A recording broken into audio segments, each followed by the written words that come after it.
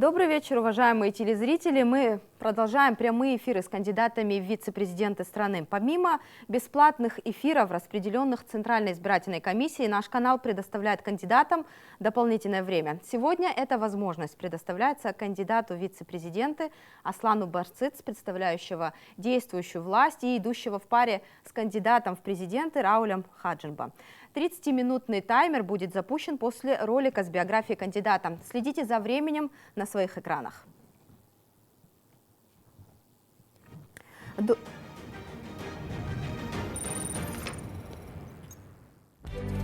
Барцыц Аслан Чачурбеевич родился 22 июня 1965 года в селе Пцырцха Гудаутского района. В 1982 году окончил Новоафонскую среднюю школу. В том же году поступил в Абхазский государственный университет на историко-юридический факультет. С 1983 по 1985 годы служил в рядах Советской армии в войсках ПВО. В 1989 году окончил Абхазский государственный университет по специальности преподаватель истории и обществознания. С 1989 по 1990 годы работал преподавателем в средней школе села Орджоникидзе Гудаутского района. В 1990 году работал освобожденным секретарем комитета комсомола УБОНа города Сухум. В 1992 году служил в рядах Абхазской гвардии в составе Новоафонского отделения. С 1992 по апрель 1993 годы воевал в составе Афон-Айшерского батальона. С апреля 1993 по сентябрь того же года был в составе отдела разведки и контрразведки Гумистинского фронта. С 2000 по 2001 годы сотрудник 10-го отдела ГСО Республики Абхазия. С 2001 по 2005 годы депутат 4-го созыва парламента Народного собрания Республики Абхазия. С 2017 года начальник экспертного управления администрации президента Республики Абхазия. С 2018 года по сей день председатель республиканской политической партии «Форум народного единства Абхазии». Женат, 3 детей.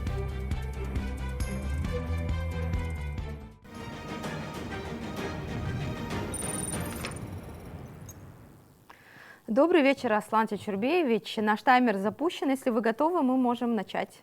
Добрый вечер, уважаемые телезрители. Бзерафимаззаге, яха, брах, телехупша, яхупша. Вы представляете действующего президента, и к действующей власти всегда больше вопросов, чем к остальным кандидатам.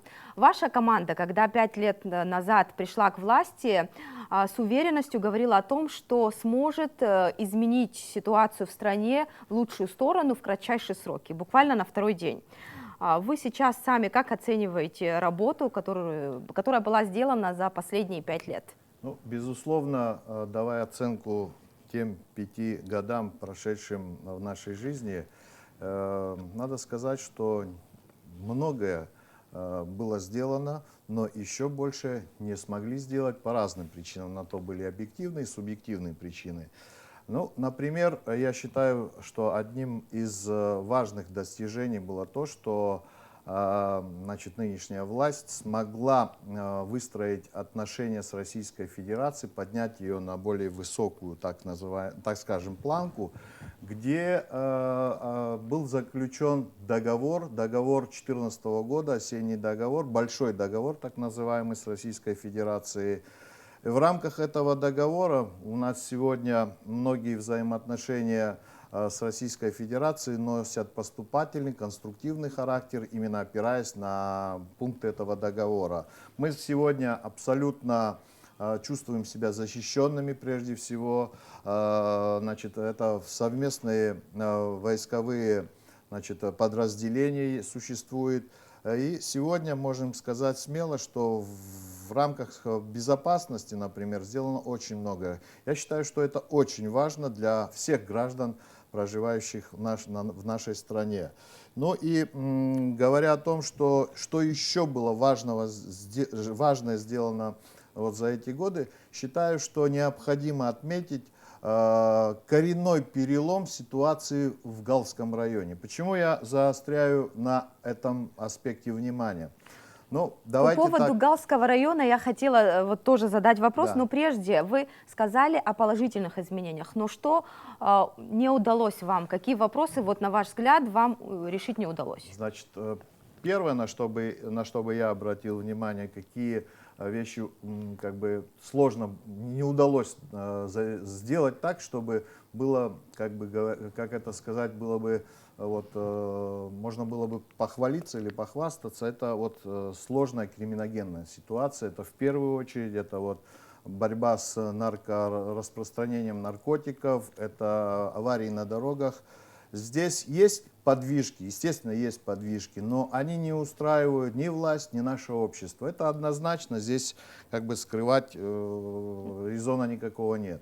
Вот. Это самое главное, чтобы я отметил. Ну и есть моменты, где, конечно, вот ответственность того или иного чиновника за принятые решения, вот здесь тоже, на мой взгляд, слабо еще поставлена работа и необходимо сделать много вещей. Но, опять же, мы должны понимать прекрасно, значит, многие вещи, они носят чисто экономический характер, то есть экономическое состояние Абхазии не позволяет так, как хотелось бы, сделать реформы необходимые. Потому что любая реформа, любые изменения требуют серьезных экономических вложений. Вот мы понимаем, что ситуация сегодня в Российской Федерации, значит, те санкции, которые объявлены международным сообществом по России, она очень сильно и больно бьет по экономике России, по гражданам Российской Федерации.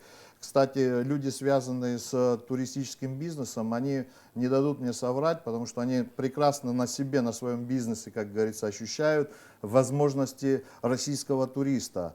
И в этом плане как бы Абхазия не является таким отдельно взятым островком благополучия и не может быть являться отдельно взятым островком благополучия, потому что мы находимся в рублевой зоне, мы тесно связаны экономическими узами с Российской Федерацией. И если в России плохая экономическая ситуация, на нас это напрямую отражается.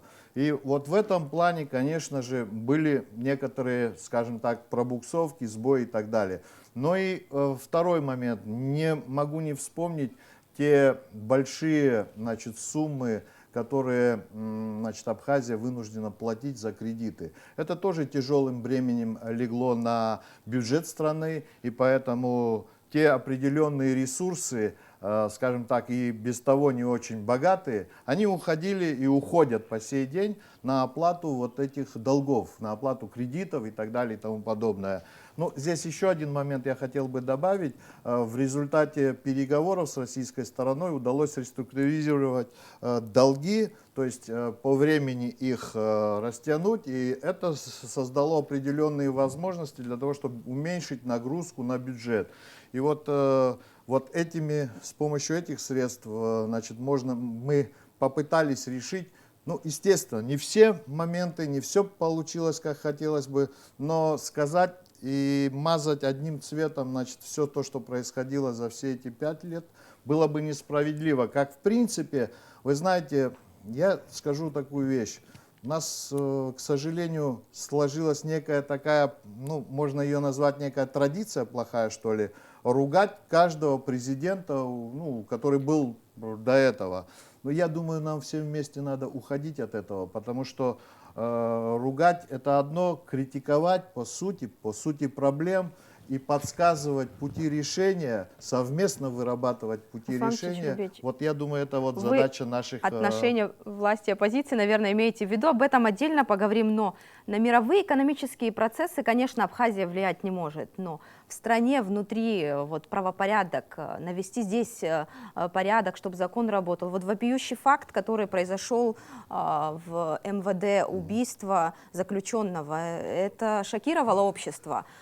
Вот вами, вашей командой в случае победы, какие шаги будут предприняты, чтобы там навести порядок, раз уже вопрос о правоохранительной системе зашел? Да, спасибо за вопрос. Вопрос нелегкий, вопрос на самом деле вызвал бурное обсуждение в обществе. Он и не мог не вызвать такое осуждение. Мы с вами знаем, что общество наше маленькое, и поэтому каждый такой случай, это вопиющий случай. Безусловно, это должно быть тщательное расследование проведено, и все виновные, подчеркиваю, все виновные, все причастные к этой трагедии, они должны понести заслуженное наказание. кто бы ни был, какой бы гражданин ни был, какое бы преступление ни совершил, но пытки – это вещь неприемлемая в нашем обществе. Хотя, если брать вот международные такие аспекты, да, международную практику, к сожалению, к большому сожалению, это есть во всем мире. Мы знаем вот о секретных тюрьмах, которые не раз, не два говорили. Но это не оправдание тем, кто сегодня пытается такими Но незаконными на законном уровне методами. пытки Да, это неприемлемо, запрещены. абсолютно неприемлемо ни органам внутренних дел, ни нашему обществу. Это должно быть искоренено. Ну, этот факт, он свидетельствует о некоем кризисе, да, в правоохранительной системе. Дальше, Есть момент, вот на ваш есть взгляд, кризис, что там происходит? да, Почему есть такой кризисный факт? момент, вы хорошо затронули эту тему. Вы знаете, Кадровая проблема существует милицию или... ругают испокон веков, и кому не лень, все, особенно в предвыборное время, вот поругать милицию, вот кушать не давай. Но с другой стороны, это же наши граждане. Вот если разобраться по сути, кто такой милиционер, кто такой оперативник? Вот человек каждый день, по факту, да, рискует своей жизнью. Рискует за мизерную плату, социально незащищенный и так далее и тому подобное. А смогли ли мы, как государство, как общество, обеспечить сотрудников внутренних дел всем необходимым? Прежде всего, социально, материально, технически и так далее и тому подобное. Защищен ли сотрудник внутренних дел? Нет, не защищен. Ну и требовать тогда как бы многого, ну, мы все должны быть реалистами, все должны понимать, пока мы не создали вот хотя бы вот приемлемых условий для работы сотрудников и требовать от них чего-то сверхъестественного, ну, очень сложно. Я бы так сказал, вот на мой взгляд, чтобы отметил, чтобы вот в ближайшее время буквально могло бы ощутимо поднять уровень работы сотрудников МВД. Это прежде всего, значит, я вижу в улучшении и в расширении, значит, работы с ИКЦ. Объясню, что я имею в виду. Это вот те необходимые экспертизы, которые проводятся в Российской Федерации. Они занимают определенное время.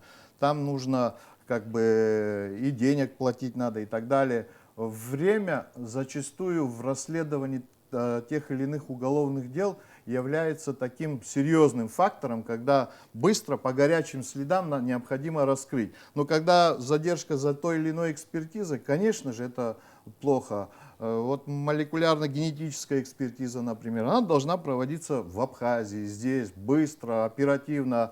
Кинологическая служба, это тоже очень важный момент. То есть есть ряд моментов, которые способствуют улучшению работы МВД. Но по большому счету, если рассуждать, конечно же, вот те объемы необходимые, те средства, которые необходимы, надо как бы понимать объем этих средств, с одной стороны, но с другой стороны, должен быть строгий спрос с каждого сотрудника. Я считаю, что в определенное время при приеме на работе или во время работы необходимо, чтобы сотрудников в милиции проверяли на специальных средствах, на том же детекторе и так далее и тому подобное.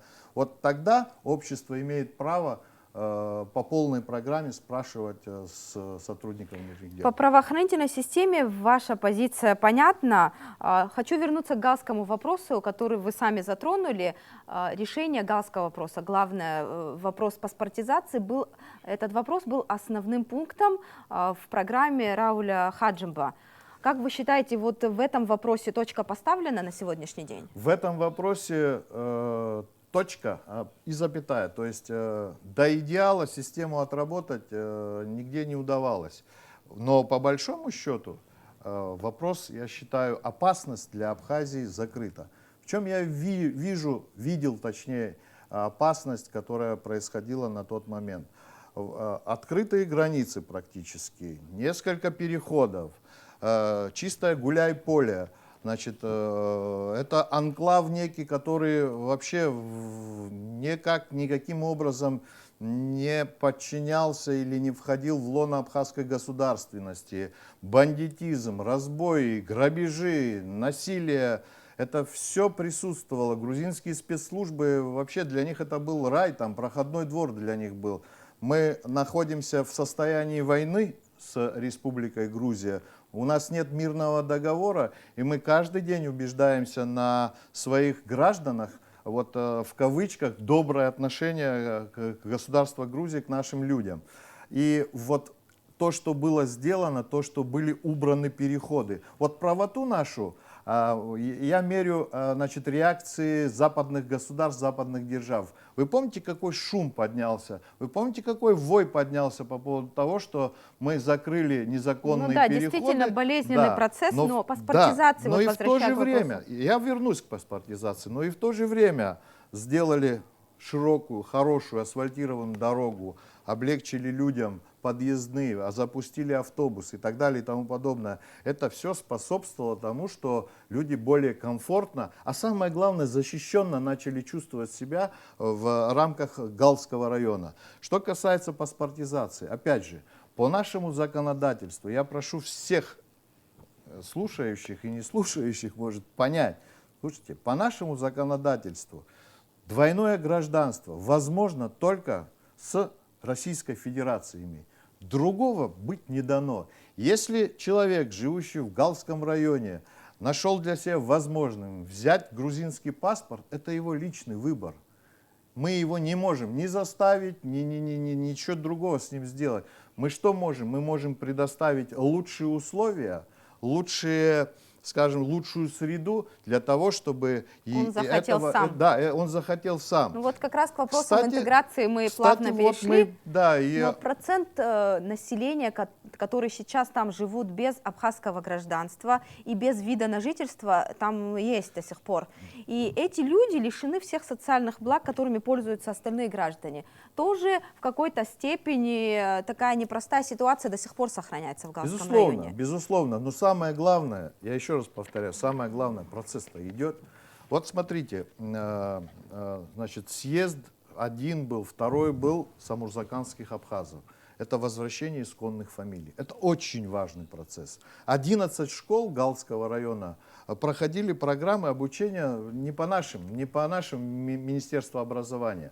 Вы представляете себе, кого мы воспитывали на нашей территории? Каких граждан мы воспитывали? Ребенок приходит в школу, и там написано, что вообще государства абхазского не существует, есть единая Грузия. Ну и что он вот с самого детства, что он мог понять и воспринять? Но это очень важно. Еще один момент в идеологическом плане. Гал-ТВ, пожалуйста, сегодня идет, значит, передачи на гальском телевидении, есть своя студия и так далее, там, значит, газета, которая выпускается. И вообще из района, еще раз говорю, бандитского, Гал превратился в самый динамично развивающийся и спокойный район да, в плане Республики безопасности, Абхазия. да, действительно, ситуация изменилась. Но Большое спасибо, надо сказать, и российским пограничникам, и нашим силовикам, которые смогли создать вот такую обстановку, вот такую ситуацию. И вот этот, как бы, вот проект пилотный, как хотите назовите, вот когда можно, оказывается, сделать так, как полагается. Вот это интересный опыт. И вот продолжая тему тех граждан, которые не имеют сегодня никаких документов.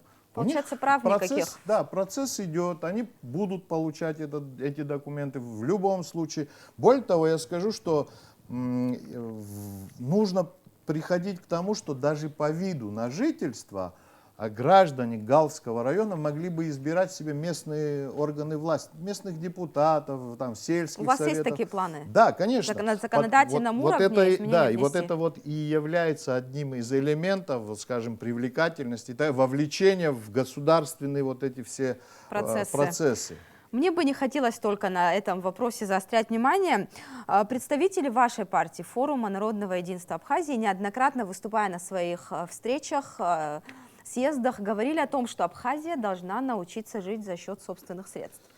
Как вы думаете, удалось вот эту ситуацию изменить? Да. И где вообще эти финансовые возможности искать в я стране? вам расскажу и напомню всем, кто, может быть, немножко подзабыл.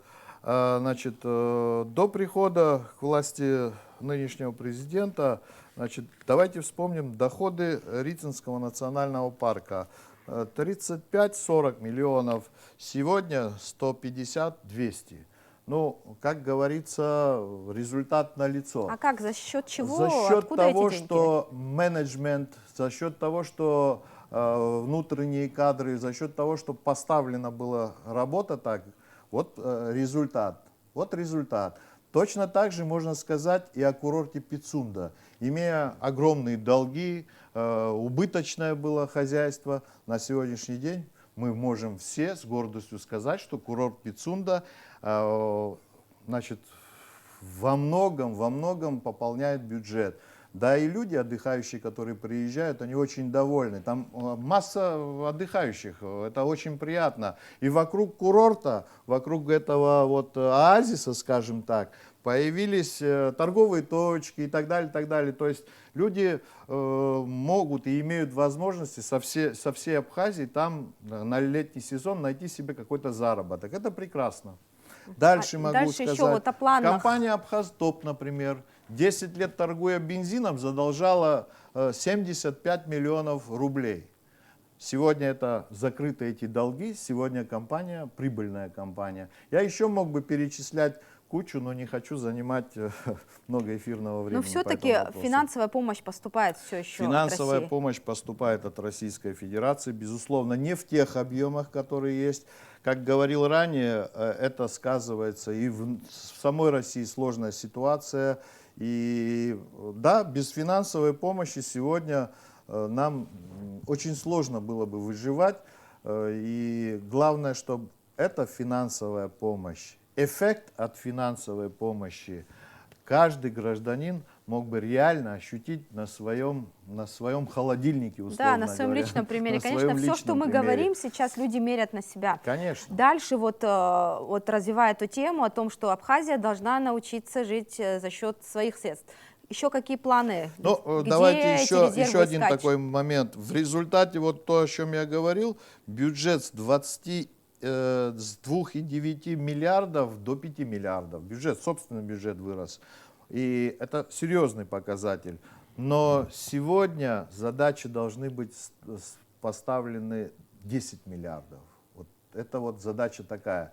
То есть в стране еще много есть резервов, которые нам необходимо как бы скрывать, скажем Это так. реально за 5 реально. лет Давайте достичь таких так, результатов? давайте, вот есть любопытная такая штуковина, значит, сколько же денег отправляют по банковским переводам рабочие в Среднюю Азию. Это только по банкам, это только вот официально. Да, кстати, я эту информацию да. сама запрашивала в одном из банков и думала, что я ослышалась, какой-то ноль лишний приписала к цифрам. Да. Это очень интересно на сегодняшний, более миллиарда рублей. Это сейчас, а в тучные годы до 3–4 миллиардов рублей отправляли эти граждане. Надо понимать, что они не улицу подметая зарабатывают эти деньги. Если проехаться по Абхазии, допустим, от Псоу до Ингура, просто вдоль дороги мы видим новые открывающие магазины, бизнесы, очень много номерного фонда, много стало, вот, и так далее и тому подобное. Но это же кто-то строит. Я как-то в одном из своих выступлений говорил о том, что вот многие говорят, вот у нас в Абхазии безработица, работать негде и так далее и тому подобное. Ну извините, если гастробайтеры трудятся сегодня строителями, электриками, кафельщиками, уже дело доходит до того, что они уже продавцы в магазинах и так далее и тому подобное. Сферу услуг они практически захватили. Да, захватили. То я, честно говоря, не понимаю, а в чем стыд работать сегодня кафельщикам, Ну а электрикам? как людей заставить работать Знаете, в этой сфере? людей сложно что-то делать, что-то заставить. Но людям надо говорить вещи. Слушайте, каждый хочет, значит, чтобы его ребенок получил там высшее образование и так далее, и так далее. А вот вопрос возникает, а зачем? Для чего это? Для того, чтобы он где-то что-то сидел и руководил? Нет, а кто же будет работать? Просто работать у нас.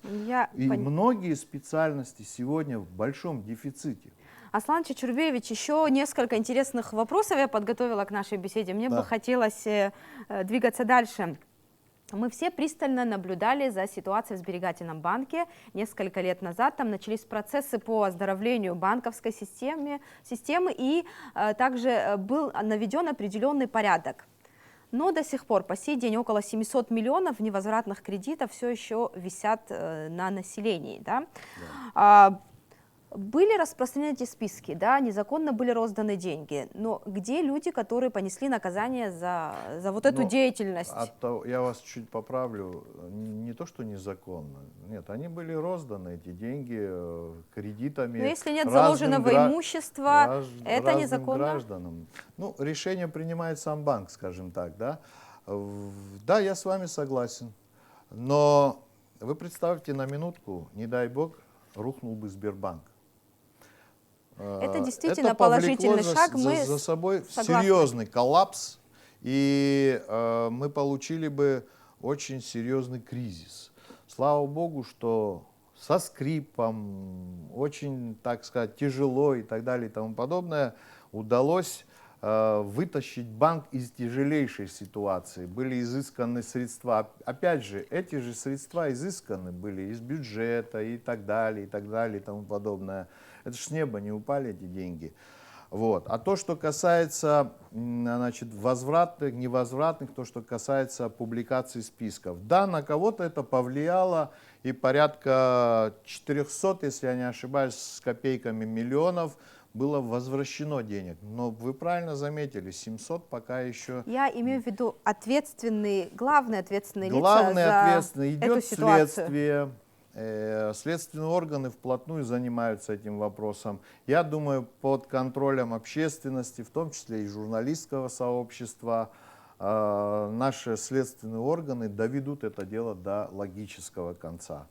А уголовное дело возбуждено, конечно, в отношении только председателя? Ну, председатель, я сейчас нюансов, мне сложно сказать, я не открывал это уголовное дело, поэтому я что знаю, то и говорю. Да, на председателя возбуждено. К более приятной теме хочу перейти. Фонд Асхара, вот с недавних пор вы возглавляете этот фонд. И хочу напомнить и нашим телезрителям, что этот фонд был создан для решения демографических проблем в стране. И многодетные семьи за рождение третьего и последующего ребенка получают 100 тысяч от этого фонда. Но получают помощь только этнические абхазы. Да, тогда, когда фонд был создан, конечно, это было положительно воспринято, но и были недовольны тоже, в том числе вот национальные меньшинства, которые, являясь гражданами государства, не могут получить помощь от этого фонда, да? Да. Вы, являясь, вот в случае победы вашей команды, являясь вторым лицом в государстве, можно ли рассчитывать на то, что со временем этот фонд станет государственным и помощь будет оказана и другим категориям? Ну, безусловно, фонд этот был создан, скажем так, не от хорошей жизни. На самом деле, ну, я с вами чуточку не согласен. Не то, что сейчас другие национальности восприняли это в штыки. Отдельные представители, скажем, были несколько возмущены в моменте, вот почему только абхазы должны получать деньги. Ну, я отвечаю на этот вопрос очень коротко.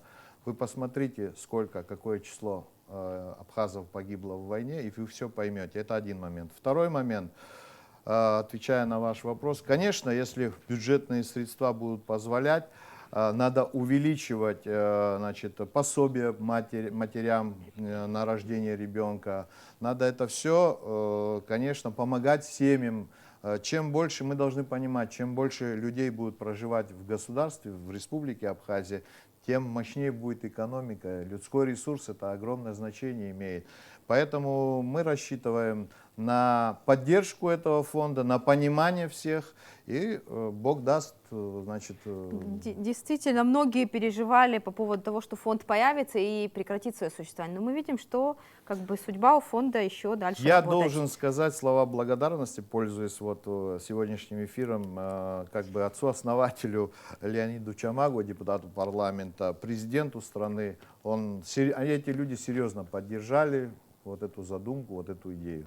У нас мало эфирного времени остается, но очень важный, на мой взгляд, вопрос хочется обсудить коротко, если возможно, о взаимоотношении власти и оппозиции. Да? Существование оппозиции – это нормальный элемент демократического общества. Да? Но когда речь идет о конструктивном диалоге, вот последние годы мы наблюдаем такую конфронтацию между властью и оппозицией. Вообще, вы как оцениваете диалог власти и оппозиции, и что ваша команда готова предпринять для того, чтобы вот, не довести до критической ситуации? Потому что были моменты, когда мы оказывались у опасной черты. Да, надо отметить, что с первыми месяцами прихода значит, команды Рауля Джунковича президентом была предложена площадка, дискуссионная площадка, на которой все представители партий и движений могли бы обсуждать злободневные вопросы. Но, к сожалению, этой площадкой не все не воспользовались, не захотели и так далее и тому подобное. Я склоняюсь к тому, что любой ответственный политик в Абхазии должен, ну, что ли, изменить формат общения на сегодняшний день. За эти 5 лет каждые полгода были митинги, референдумы о недоверии президенту и так далее. Вы знаете, это не добавляет нам... Режиссер подсказывает, у нас не остается время для продолжения диалога. Очень жаль, конечно, но еще несколько минут остается на блице на ваше обращение к кандидатам, к избирателям. Перехожу к блицу. Власть или деньги? Интересный вопрос. Власть или деньги? Все-таки надо выбрать что-то. Наверное, ответственная власть должна быть. Но деньги, они во главу угла только деньги ставить, ни к чему хорошему никогда не приводили. Спасибо. Дальше. МРОТ и прожиточный минимум – это одинаковые понятия? Ну да. Не совсем точно, но дальше переходим. Произведение, которое вам хочется перечитывать? Ой, произведение – это Михала Карба, Зощенко. Вот, значит, есть масса произведений, конечно, которые хочется перечитывать. Последнее, вот то, что на меня произвело очень сильное впечатление, это вот «Симра» произведение. Смогли бы вы помочь родственнику уйти от закона? Нет. Часто у известных политиков главными советниками являются их жены. Ваша супруга помогала ли вам в ответе на какие-то политические вопросы выбрать какой-то путь? Именно. Я скажу так, что моя супруга зачастую как бы была 10 секунд у нас остается. не сторонником того, что я вообще в большой политике. Она предпочитает тихий, спокойный образ жизни для семьи. Я извиняюсь, у нас не остается время на ваше обращение. Спасибо вам огромное. 2-3 секунды. Табу Пидудзена. Уважаемые телезрители, напоминаю вам, что у нас в гостях был кандидат в вице-президенты Аслан Барцыц, идущий в паре с кандидатом в президенты Раулем Хаджинба. Смотрите прямые эфиры на нашем канале каждый день в 21:00. На этом я прощаюсь с вами. До свидания.